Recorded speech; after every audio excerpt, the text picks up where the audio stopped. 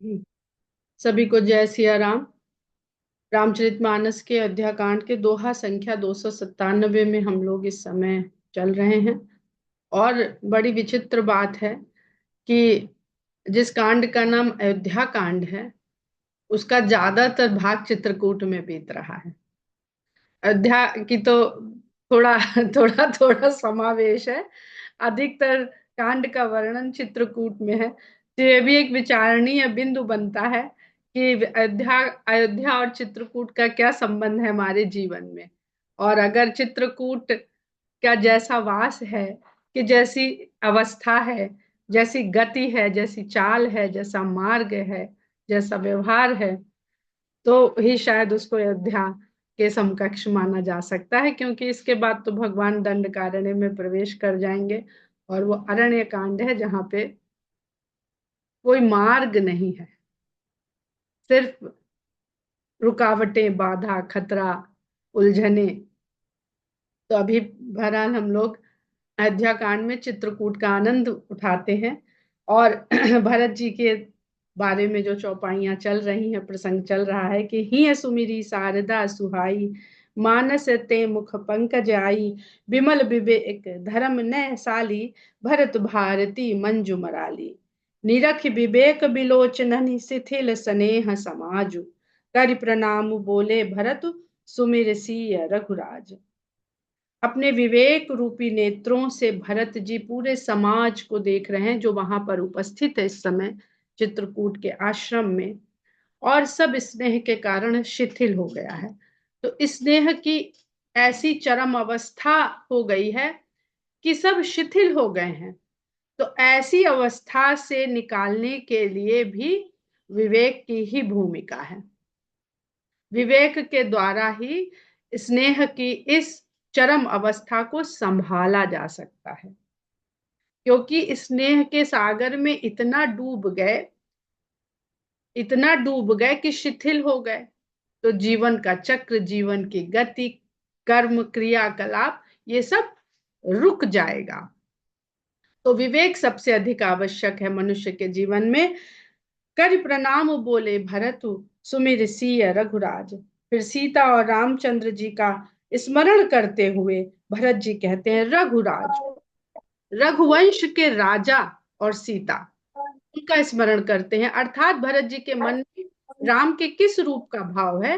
राम के रघुवंश के राजा के रूप का भाव है। प्रभु पितु मातु सुहृद गुर स्वामी, पूज्य परम हित अंतर जामी।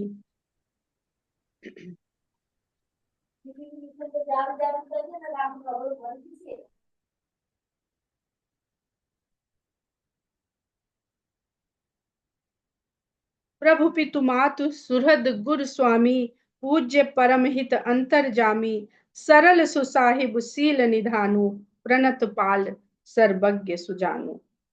कहते हैं हाथ जोड़ करके भरत जी कि आप ही मेरे प्रभु हैं, माता पिता आप ही हैं।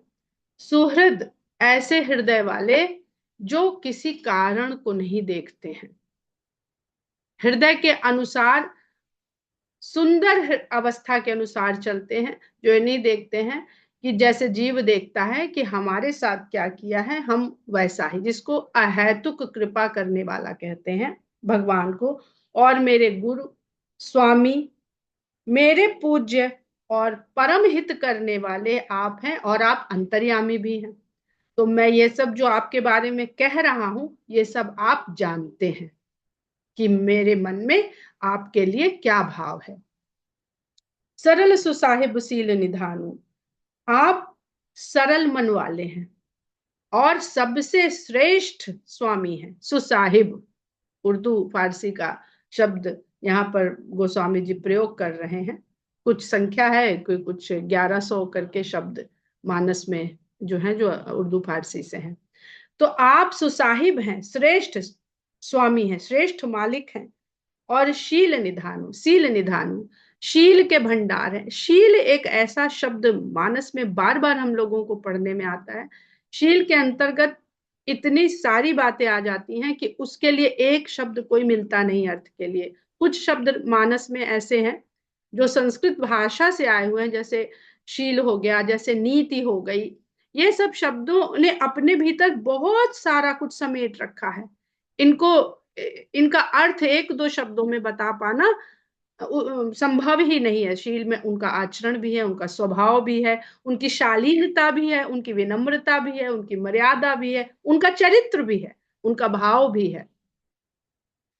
तो और कहते प्रणत पाल सर्वज्ञ सुजानु, आप अपने शरण में आए हुओं का पालन करने वाले हैं, उनको बचाने वाले हैं, उनकी रक्षा करने वाले हैं, सब कुछ जानने वाले सुजानु।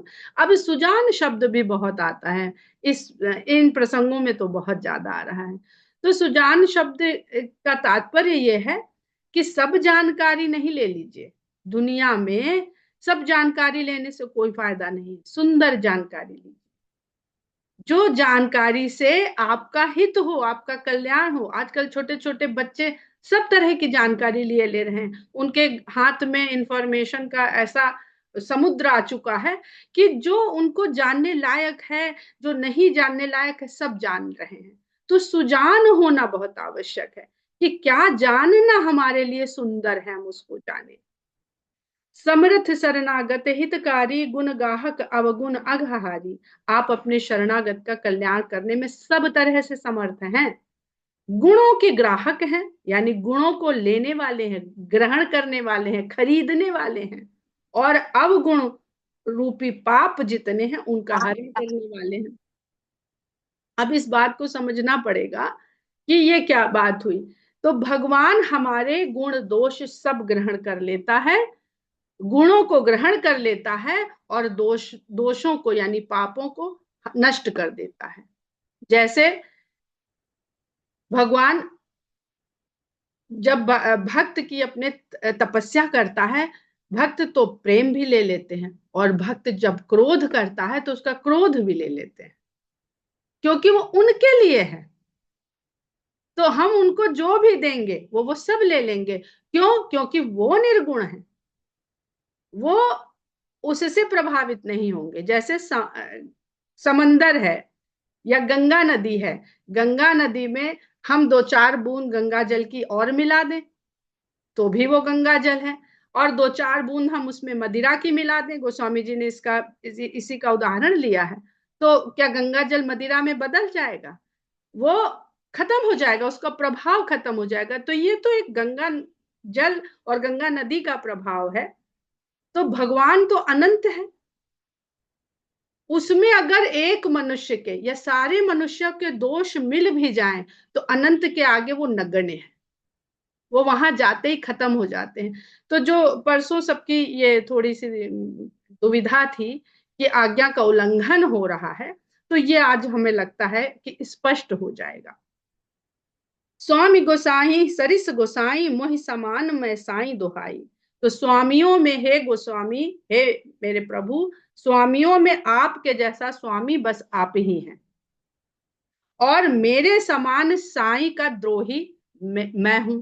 जब गोस्वामी जी भरत जी के लिए कहते हैं कि भरत के समान केवल भरत ही हैं, और भरत क्या कह रहे हैं राम के लिए कि आपके समान केवल आप ही हैं, आप जैसे स्वामी हैं हमारे, ऐसा स्वामी कोई है ही नहीं, केवल आप ही हैं।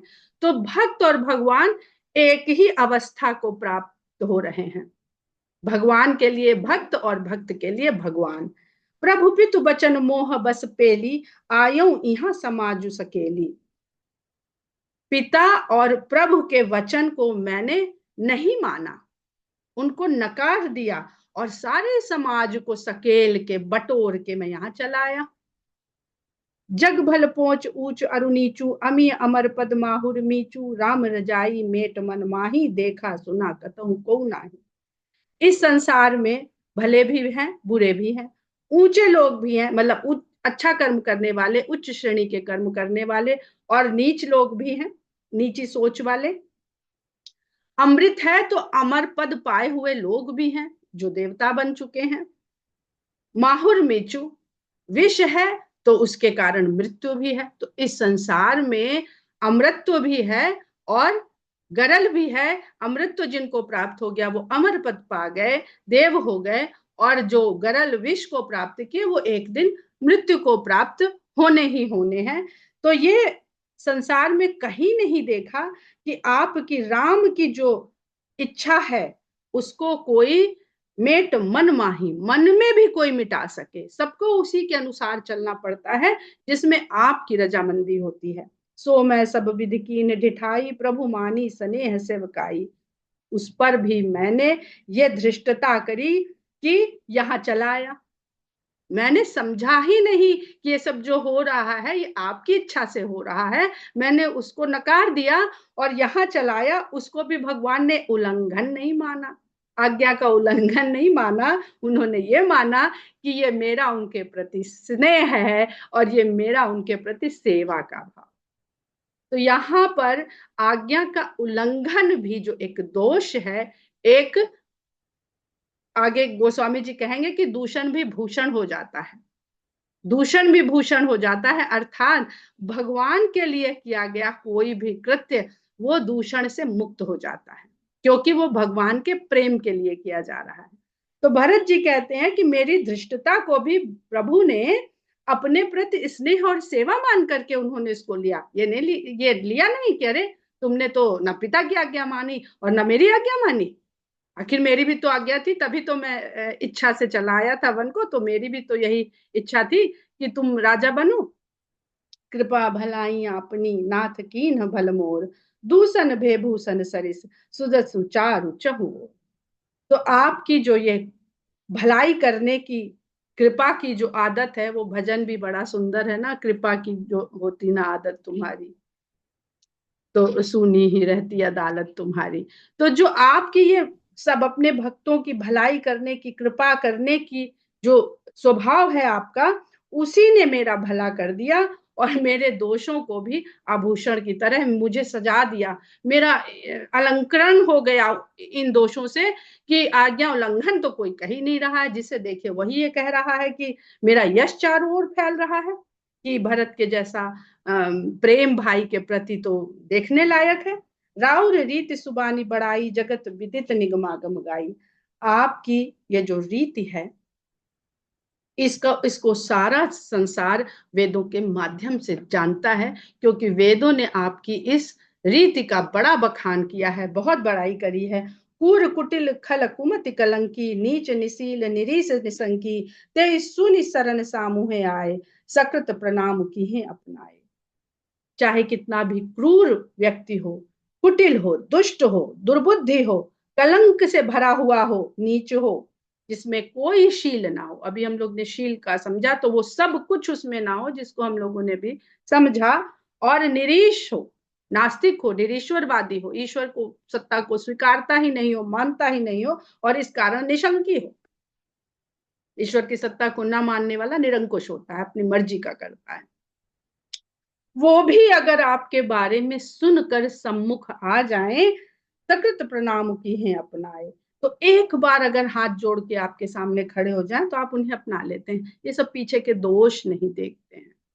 ये जो भगवान का ये गुण है, ये किष्किंधा कांड में इसको जरूर आप लोग ध्यान रखिएगा, क्योंकि बहुतों के मन में ये रहता है कि बाली को छुप के क्यों मारा। तो एक कारण नहीं है, बहुत सारे पक्ष हैं उसके सामने, सम्मुख ही नहीं आया बाली कभी। उसके भी और दो तीन कारण हैं कि सम्मुख ना वो आया, ना भगवान उसके सम्मुख गए। देख दोष कबहू न उराने, सुनि गुण साधु समाज बखाने। आप उन व्यक्तियों के जो ऊपर लिखे कूर कुटिल खल कुमति कलंकी, नीच निशील निरीस निसंकी, इनके दोषों को देखते हैं लेकिन हृदय में लाते नहीं है उनको। उनके गुणों का खाली बखान साधुओं की सभा में करते हैं, यानी किसी के अंदर जो कमियां हैं उनको आप अपने हृदय में भी नहीं रखते हैं।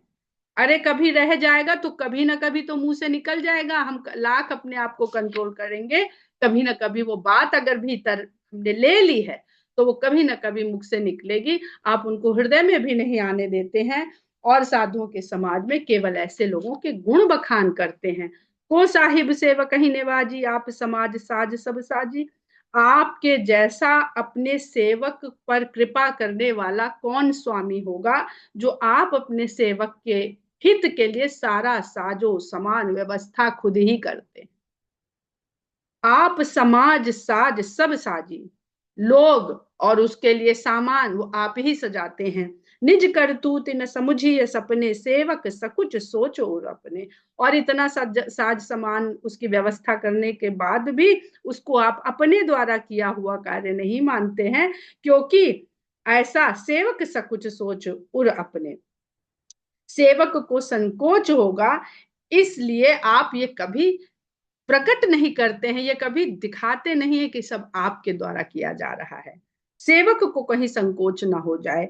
तो जो मनुष्य है वो इसी उसमें तो रहता है कि हम कर रहे हैं, भगवान ही उसको ले लेते हैं हमारे हृदय से, कि उनको ये ना लगे कि भगवान हमें इतना चाहते हैं कि ये सारी व्यवस्था वो कर रहे हैं। सो गोसाई नहीं दूसर कोपी, भुजा उठाई कहां पन रोपी। ऐसा स्वामी दूसरा कोई भी नहीं है। कोपी जो है यहाँ पे कोप से मत लीजिए, को अपी, कोई भी ऐसा स्वामी कोई भी नहीं है, ये मैं भुजा उठा करके प्रण सहित ये मैं यहाँ पर उद्घोषणा करता हूँ, कहता हूँ।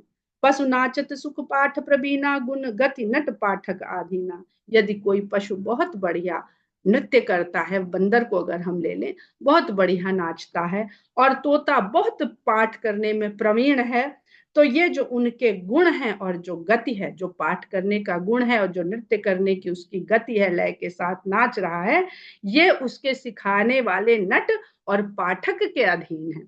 जैसा वो चतुर हैं, उन्होंने ऐसा सिखा दिया है कि वो उस तरह की कला में अपनी प्रवीणता, अपनी दक्षता दिखा रहे हैं। यो सुधारी सन्मान जन किए साधु सिरमौर। इस प्रकार आपके साथ जो कुछ गलत कर देता है, बिगाड़ भी देता है, उसको भी आप सुधार कर देते हैं, और सुधार के इतना उसको सम्मान दे देते हैं कि वो साधु जनों में सिरमौर हो जाता है, सर्वश्रेष्ठ बना दिया जाता है। को कृपालु बिनु पाली हैं, बिरदावली बरजोर। हे कृपालु, आपके बिना उसकी यश गाथा को हठ पूर्वक स्थापित करने वाला और कौन है। यानी आप ही बिगड़ी को बनाने वाले हैं, और मिलता यशोगान किसको है, भरत। इसको अगर हम, एक बहुत सुंदर सिद्धांत है, और इसमें अगर हम ये दो चरित्र रख लेते हैं, राम और भरत, तो समझना कितना सरल हो जाता है। शोक स्नेह की बाल सुभाए, आय उलाई रजाय सुबाए। मैं आपकी और राजा की आज्ञा को बिना माने, बाएं मतलब उसको अवहेलना करके यहां तक चला आया, पता नहीं शोक के वशीभूत चला आया, कि स्नेह के वशीभूत चला आया, कि बाल स्वभाव के कारण चला आया। तबहु कृपाल हेर निजोरा, सब ही भांति भल माने मोरा। तब भी हे कृपालु, आपने मेरी ओर देखा, और सभी प्रकार से इसमें मेरा अच्छा अच्छा ही देखा।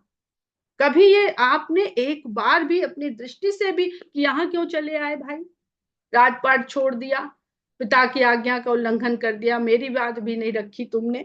देखे पाए सुमंगल मूला, जाने स्वामी सहज अनुकूला। लेकिन ये जो मैंने किया, इसका फल मुझे ये मिला कि मैंने सब मंगल के मूल के आपके चरणों का दर्शन कर लिया, और जान लिया यहाँ आकर के कि स्वामी तो सहज रूप से मेरे अनुकूल हैं।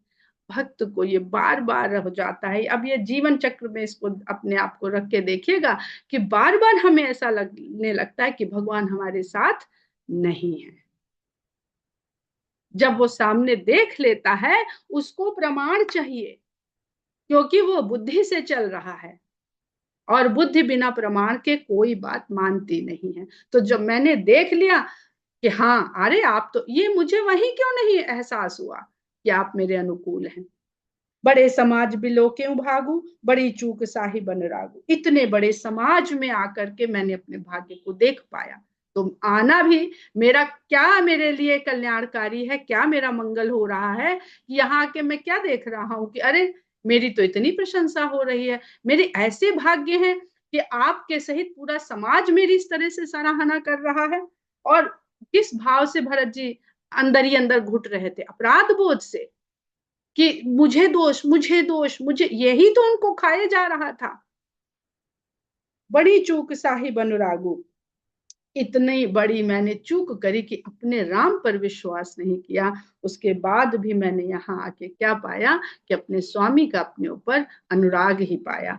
कृपा अनुग्रह अंगु अघाई, कीनी कृपा निधि सब अधिकाई। और शायद भरत जी ये ना देखते, और वहां पर ही ऐसे करते रहते कि संभालेंगे राज, जब लौट के आ जाएंगे। तो इस ही असमंजस में 14 वर्ष उनके बीतते कि पता नहीं राम हमसे प्रसन्न है कि अप्रसन्न है। तो ये अच्छा है कि भरत जी यहाँ आ गए और उन्होंने अपनी आंखों से देख लिया।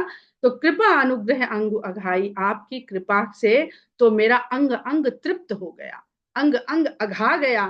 कीन्ही कृपा निधि सब अधिकाई, हे कृपा निधि आपने अधिक से अधिक कृपा मेरे ऊपर कर दी है। राखा मोर दुलार गोसाई, अपने सील सुभाए भलाई।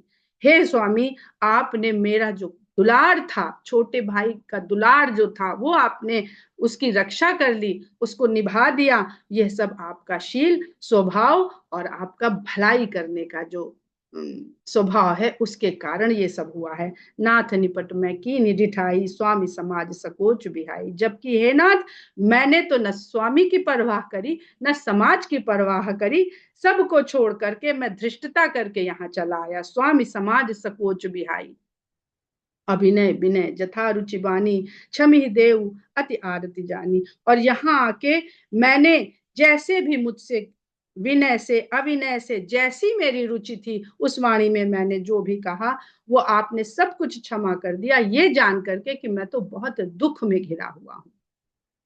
सुहृद सुजान सुसाही बही, बहुत कहब बड़ी खोरी, आयसु दे देव अब सबई सुधारी मोर। अब याद करिए कि भरत जी उठ के खड़े क्यों हुए।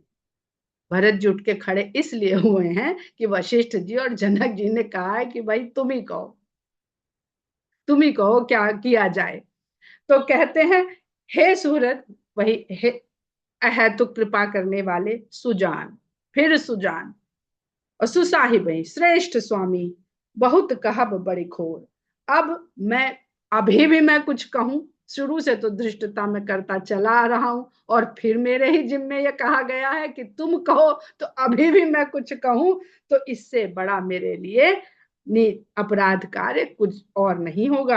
आयुषु दे देव, अब हे देव आप ही आज्ञा दीजिए। देव, अब देव इसलिए कह रहे हैं क्योंकि अब उनसे देने की बात कर रहे हैं, आज्ञा दीजिए आप। सबई सुधारी मोर, आपने सब तो मेरा सुधार दिया है, अब ये इतना और सुधार दीजिए कि मुझसे न कहलवाइए, आप ही आज्ञा दे दीजिए। प्रभु पद पद्म पराग दोहाई, सत्य सुकृत सुख सीव सुहाई। सो करी कहूं हिये अपने की, रुचि जागत सोवत सपने की। प्रभु पद पद्म पराग दुहाई, हे प्रभु आपके चरण कमलों की जो धूल है, मैं उसकी दुहाई करके सत्य सुकृत सुख सीव सुहाई, कि मेरे लिए सत्य और सबसे बड़ा सुंदर कर्म, पुण्य कर्म और सुख की सीमा यही है कि सो कर कहूं ही ये अपने की, मैं वही करूंगा। मैं ये अपने हृदय की बात बता रहा हूं। रुचि जागत सोवत सपने की, मेरी रुचि सोते जागते उसी में रहेगी जो आज्ञा आप मुझे दे देंगे। अब भगवान के चरण कमलों की धूल जो है, इसका इतना सुंदर प्रसंग है कि बार बार तुलसीदास जी भगवान के चरण कमल, भगवान की जितनी बार उपमा देते हैं तो कमल से करते हैं। क्यों करते हैं? क्योंकि सब जानते हैं कि राम नर रूप में इस संसार में आए हैं, नर रूप में आए हैं। तो अगर ये जगत, हम लोग इसको कभी भवसागर कहते हैं, कभी कुछ कहते हैं, तो यानी जल से भरा ये पूरा संसार की अगर हम कल्पना करें, जो भव है, भव यानी कुछ ना कुछ होते रहना। तो जब भव है तो भव को अगर हम एक प्रतीक लेना पड़ता है तो जल ले लेते हैं उस भव को। तो उस जल में उपजे तो हैं, पर जल का स्पर्श कभी नहीं। नेक्स्ट तुम्हारी अच्छी। अगर जल में स्पर्श कर लेंगे तो सोचने वाली बात है कि चरण में धूल रह जाएगी क्या। ये केवट का प्रसंग याद कर लीजिए तो सब बात समझ में आ जाएगी। तो वो आपकी जो चरण की धूल है, जो आप चल करके लगती है चरण में, यानी जो जहां राम के चरण हैं वही आचरण अनुकरणीय है। चरण और आचरण का बहुत बहुत गहरा संबंध है। तो जहां पर आप इस संसार में आए हैं, तो आपकी जो चरण धूली है, बस मुझे यही चाहिए, मुझे और कुछ नहीं चाहिए। सहज स्नेह स्वामी सेवकाई, स्वार्थ छल फल चारु ब्याई। मैं सहज भाव से स्वामी की आपकी स्नेह और सेवा में लगा रहूंगा। मैं स्वार्थ, छल और चारों प्रकार के फलों को त्याग के ये बात कहता हूँ। धर्म, अर्थ, काम, मोक्ष, मैं सबको त्याग करके सिर्फ आपकी आज्ञा का पालन और आपके प्रति स्नेह और सेवा का भाव बनाए रखना चाहता हूँ। आज्ञा समन सुसाहिब सेवा, सो प्रसाद जन पावे देवा। क्योंकि आज्ञा के पालन से बढ़कर के स्वामी की सेवा क्या है? सो प्रसाद जन पावे देवा। तो हे देव, अब मुझे प्रसाद के रूप में ये आज्ञा दे दीजिए। तो क्या प्रसाद होता है? जो प्रसन्नता से भगवान देते हैं वो प्रसाद होता है। तो वो मांग रहे हैं कि आज्ञा रूपी प्रसाद से हमें आप निवाज दीजिए।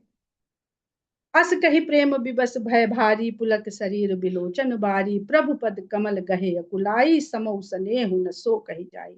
इतना कहते कहते भरत जी प्रेम में इतने विवश हो गए कि उनका शरीर पुलक उठा, उनके नेत्र आंसुओं से भर गए और इतने व्याकुल हो गए कि बस भगवान के चरणों में गिर पड़े और लिपट गए। समौ स्नेहु न सो कही जाई। उस समय भरत जी का स्नेह कहते नहीं बनता है। कृपा सिंधु सन्मानी सुबानी, बैठाए समीप गही पानी। कृपा के सागर भगवान राम ने सुंदर वाणी और सम्मान के साथ भरत जी के हाथ को पकड़ा और अपने समीप बैठा दिया। भरत विनय सुनि देख सुभाऊ, शिथिल स्नेह सभा रघुराऊ। भरत जी की विनय और उनका स्वभाव देख सुन करके पूरी सभा, शिथिल स्नेह सभा रघुराऊ, पूरी सभा और स्वयं भगवान राम भी शिथिल हो गए। इतना प्रेम, इतना समर्पण, इतनी विनम्रता, इतनी दीनता। रघुराऊ शिथिल स्नेह साधु समाज, मुनि मिथिला धनी, मन मोह सराहत भरत भायप, भगति की महिमा घनी। भरत ही प्रशंसत विबुध बरसत, सुमन मानस मलिन से, तुलसी बिकल सब लोग सुनि सकुचे निसागम नलिन से। रघुराऊ शिथिल स्नेह साधु। भरत जी का ये स्नेह देख करके राम, साधुओं का समाज, ऋषि मुनि, मिथिला के राजा, ये सब शिथिल हो गए, देखते रह गए, मन मोह सराहत। और सभी मन ही मन में भरत के इस भातृत्व प्रेम की सराहना करने लगे और इतनी घनी भक्ति की महिमा, इतना घनीभूत भक्ति का भाव। भरत ही प्रशंसत विबुध बरसत। भरत की प्रशंसा करने में देवता भी बेचारे पुष्प तो बरसाने लगे, लेकिन बड़े मलिन मन से बरसाने लगे, मानस मलिन से। अब यहाँ पर हम लोग देखेंगे कि जो जीव है, जो मनुष्य है, जब संसार में आता है तो किस तरह से वो निर्मलता और मलिनता के बीच में झूलता रहता है। तुलसी बिकल सब लोग सुनि सकुचे निसागम नलिन से। तुलसीदास जी कहते हैं कि सब लोग, ये जब भी हम लोग देखते हैं कि चार संवाद करता है, इसमें चार श्रोता हैं और उनको चार वक्ता हैं। तो तुलसीदास जी कहाँ पर स्वयं को ले आते हैं, ये बहुत विचारणीय बिंदु रहते हैं। जहां पे भक्ति की ऐसी पराकाष्ठा हो जाती है कि फिर कुछ कहते सुनते नहीं बनता है, कुछ सोचते नहीं बनता है, तुलसी जी वहां पर लगता है वहीं वो स्वयं खड़े हो जाते हैं और भूल जाते हैं कि ये कथा शंकर सुना रहे हैं, कि ये कथा काकभूषुंडी जी सुना रहे हैं, कि ये कथा याज्ञवल्क्य जी सुना रहे हैं। वो भाव विभोर होकर के वहीं उपस्थित हो जाते हैं और स्वयं वहां पर खड़े हो जाते हैं। तुलसी बिकल सब लोग, अर्थात तुलसीदास जी स्वयं भी ये प्रसंग लिखते लिखते उस व्याकुलता का वो भी एक हिस्सा हो गए हैं। हम लोग क्यों उसको अनुभव कर पाते हैं? क्योंकि तुलसीदास जी हर एक प्रसंग को उसी तरह से जी रहे हैं, उसी तरह से उनके मन में प्रेम, स्नेह, समर्पण उसी तरह से उनके भावों में चल रहा है। तुलसी बिकल सब लोग सुनि सकुचे निसागम नलिन से। जैसे निशा का आगमन होते ही कमल कुम्हला जाता है, इस प्रेम की चरम अवस्था को देख करके सारे लोग वहां पर सकुचाए से रह गए। देख दुखारी दीन, दुह समाज नर नारी सब, मघवा महामलीन, मुए मारी मंगल चाह। इस प्रकार दोनों समाजों के लोगों को दुखी देख के कि यहाँ तो स्त्री पुरुष सब दुख में हो गए हैं, भरत जी के स्नेह को देख करके मघवा महामलिन, मघवन बादलों का स्वामी इंद्र, अभी इस पर चर्चा करेंगे हम लोग कि इंद्र और मेघ, मघवन, ये सब का क्या तात्पर्य है। महामलिन है वो, मन का बहुत ही मलिन है और मरे हुओं को मार करके अपना मंगल करना चाहता है। फिर अब इंद्र अपनी क्या वहां पर चाल चलता है, किस तरह कपट फैलाता है, क्योंकि सरस्वती माता भी चली गई हैं मना करके कि अब हम कुछ नहीं करेंगे। तो इसके आगे का हम लोग कल पाठ करेंगे और समझने का प्रयास करेंगे। देख दुखारी दीन दुह समाज नर नारी सब, मघवा महामलीन मुए मारी मंगल चहत। मरे हुओं को मार करके अपना मंगल करना चाहता है। इसका तात्पर्य जरूर समझ लीजिए कि मृत्यु लोक है ये, इसका परिणाम ही मृत्यु है। यहाँ कोई किसी को मारे या ना मारे, एक दिन सबको मरना है। यहाँ मृत्यु के साथ ही आदमी जन्म लेता है। तो इसलिए मरे हुए तो, अभी तो दुख से बात हो रही है, पर एक जगह वाल्मीकि जी ने रावण से ये कहा है कि भाई इनके ऊपर अत्याचार क्यों कर रहे हो, इतने निरीह मनुष्यों के ऊपर, ये तो वैसे ही मरे हुए हैं, एक दिन मर ही जाएंगे, तो किसी ऐसे से युद्ध करो। और उनको प्रोवोक करते हैं कि जाओ किसी ऐसे से युद्ध करो जो इस मृत्युलोक से परे हो, तब वो आगे बढ़ता है और जगह जाके आक्रमण करता है। तो यही यहाँ पर भी है कि मृत्यु लोक के प्राणी तो वैसे ही मरे हुए रहते हैं, एक दिन मरना है, मृत्यु का वरण करना है। लेकिन जब दुख आ जाता है तो वो मृत्यु से पहले ही मरे हुए के समान हो जाते हैं। ऐसे लोगों के ऊपर इंद्र अपना छल कपट मन को विचलित करना चाहता है। जय सिया राम।